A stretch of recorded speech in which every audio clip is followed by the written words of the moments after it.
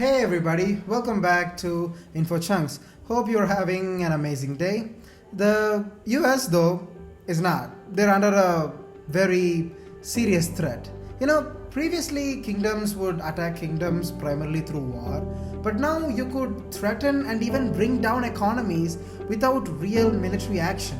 We had a Cold War for decades without actual people fighting on battlefields. You could threaten sanctions on a country until they bend the knee. If a country like Saudi Arabia decides to raise oil prices, many economies would just fall overnight. It's an epistemological nightmare. Now, China and many other countries are coming for America by attacking one of their chief weapons, and that is the American dollar. Let's see how. The US has been a superpower for over a century. One of the main ways they established their dominance was through their currency. You see, after World War II, every major part in the world was in shambles. They had to rebuild.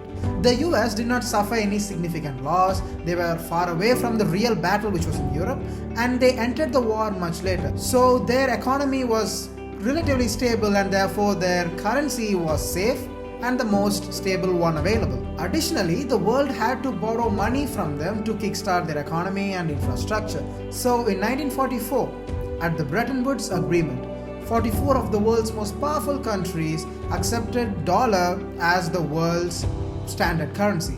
Now the dollar's value was pegged to gold.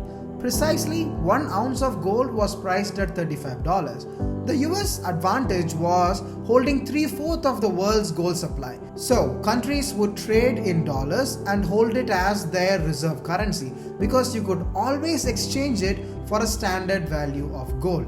The interesting thing though is in the 1970s the Bretton Woods Agreement collapsed. Oh dear, outside, never mind. And President Richard Nixon announced that US would no longer exchange gold for US currency because, as it turns out, holding currency to gold is more challenging than they thought. Overspending, the Vietnam War and inflation were among the many reasons. But the dollar continued to be the reserve currency because majority of the trade was done with it and it was still the most stable currency available. Hence the phrase, dollar is king.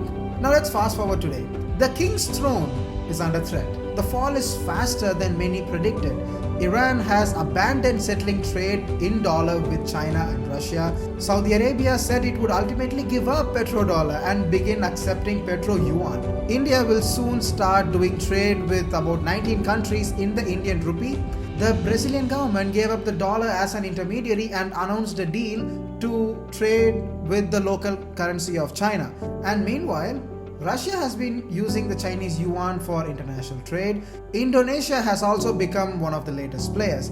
Taking this forward, the BRICS collective, which is Brazil, Russia, India, China and South Africa, are also mulling over creating a new currency to facilitate trade. Now the instigator in all of these deals is China, unsurprisingly. So why is China and many other countries attacking the US now? Good question.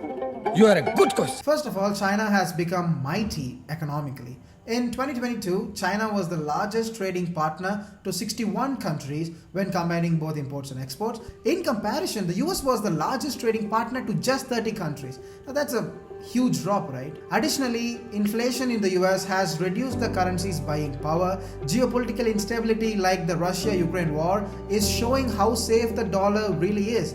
And when the US bullied Russia by freezing their US currency reserves and saying that they won't accept it for international trade, well, that showed the world what US can do if somebody didn't agree with them. Additionally, the dollar's value is under constant volatility and uncertainty due to the Fed's rise in interest rates. As the dollar's proportion in the world trade deteriorates, its demand will fall down, and when demand falls down, the value also falls down.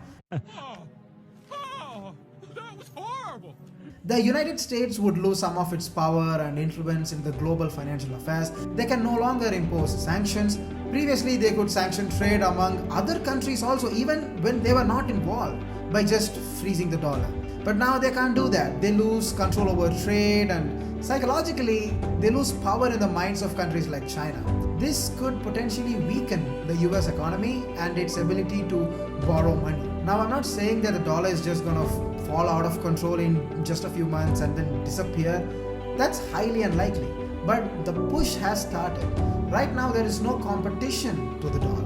The Chinese yuan sounds cute, rupee has promise, euro has all sorts of debt problems, there are talks of a new world currency, but the dollar has been around for so long that it will take years for other currencies to catch up. Data from the IMF shows that as of the fourth quarter of 2022, more than 58% of the global reserves are still held in US dollar. Now that's more than double the shares of the next currency, euro. So the dollar does have time and it's gonna remain king for a while, just not forever. I hope you enjoyed the video and found it useful. If you did, make sure to hit the like and the subscribe button, and I will see you all in the next one. Peace.